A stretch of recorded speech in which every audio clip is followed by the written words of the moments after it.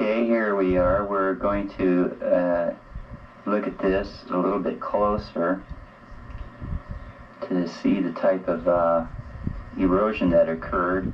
What actually happened was I was trying to operate the my pulse jet with, and you can see what happened here. What the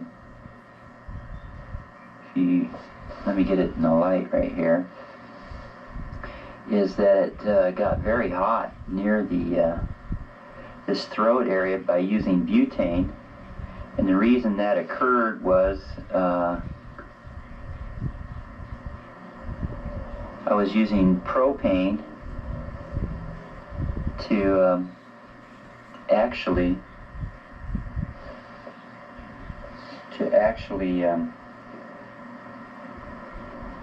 as you can see here, by using propane, it was not a heavy enough fuel, and the heat transfer didn't occur in that area where it was supposed to, and as a consequence, the flame and the propagated back into this part of the engine, and it overheated it, and the pressure of the bolts could squeeze the aluminum right out of the housing.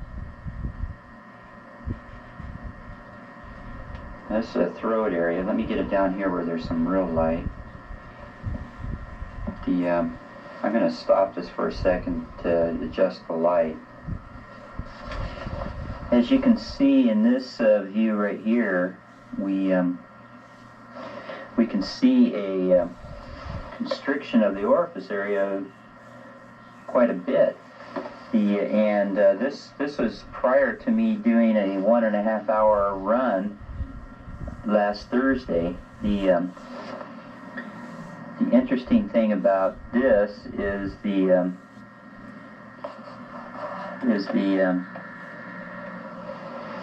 fact that it was able to run so effectively at the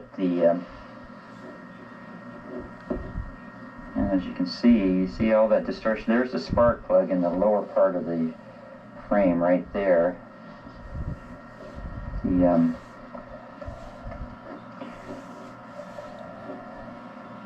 It's kind of difficult to get this really focused right here.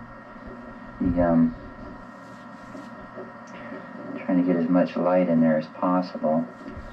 But the greatest amount of deformation occurred on this one side over here. I'm going to flip this over.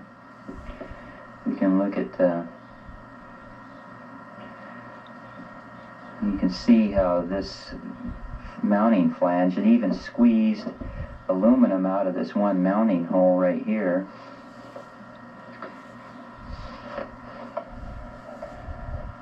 Let me back this up a little bit. Autofocus there. You can see where it's kind of built up there. I had to chip that out to remove it. This right here is the spark plug. I'm going to remove that. That kind of distorted that part of it too. But this guy still ran with all these major problems to it. That's the spark plug. Kind of interesting. And what I'm trying to do now is put together a static sparking package for it. I borrowed the other one to do the testing. That's not available anymore, so I got to build my own. Look at the distortion on that. Now, to me, that's pretty amazing. That's really amazing. So what I'm going to do next is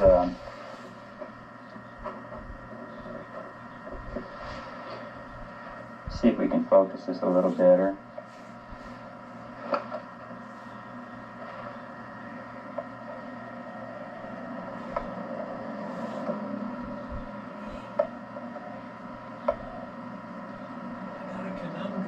It's kind of a fine line trying to get this thing focused.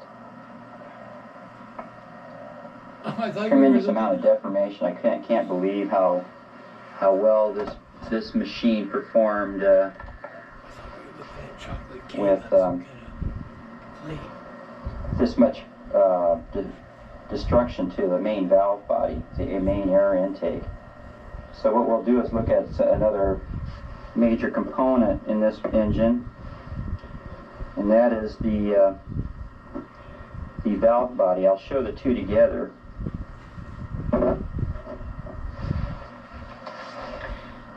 And these are the two major components, other than the unit itself, which is this piece right here. These are the three main components. Actually, I guess there's four elements if you wanted to consider it for this particular unit. There's this is the carburetor or intake assembly, which you can see right there. The housing for holding the reed valves. This is actually the valve body of the reed valves, and this is the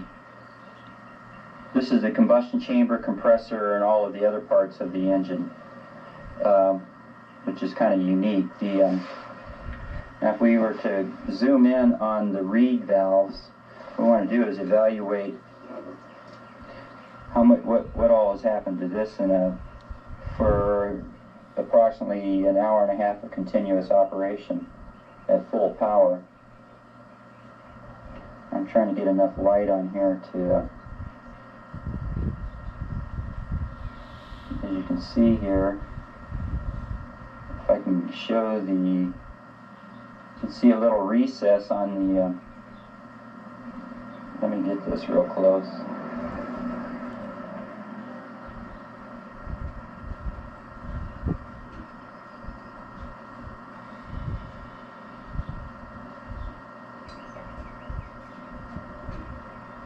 Right there, you might be able to see how that tip has been really heated up, and then it plasticized, and it got sucked into the to the valve housing, the valve seat, and the other tips seem to be in pretty good shape, the reed valves. I'm going to take this one apart so you can look at it.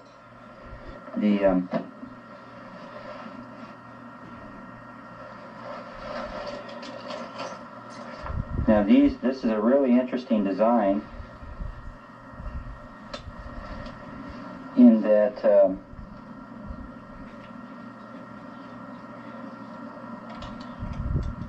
these reeds can be replaced after so many hours of operation. Now you can see,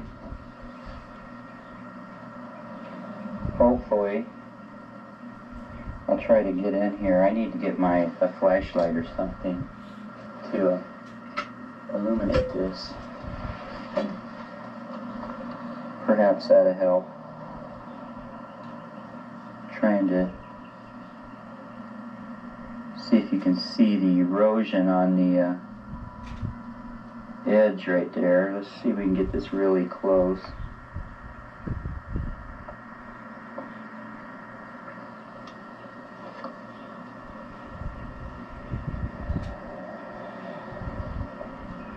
What we want to do is try to get as close as possible to this.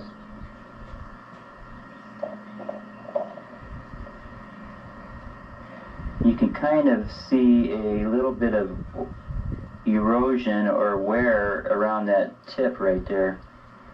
If I move you can kind of see where the wear is on this one particular valve. Let me rotate this around so you can get a feel for how this thing is made.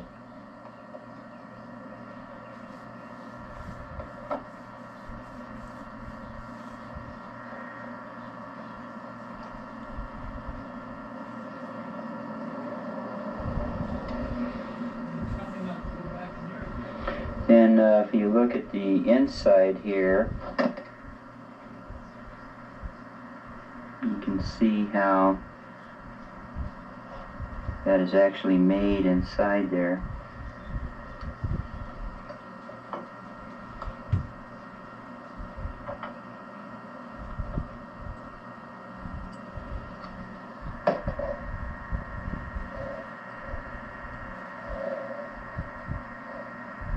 This is a really elegant, I mean, the manufacturing on this guy was really, really good. Everything has been smoothed out and cleaned. So let me just see what we can do as far as setting this down here. Now this right here is the, we just zoom in. This right here is the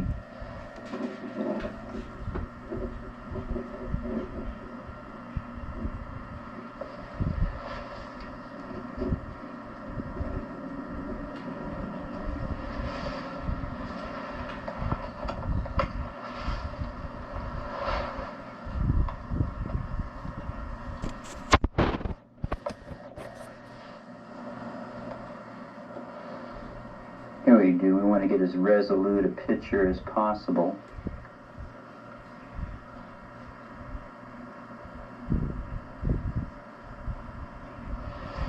Let me just come back a little bit more.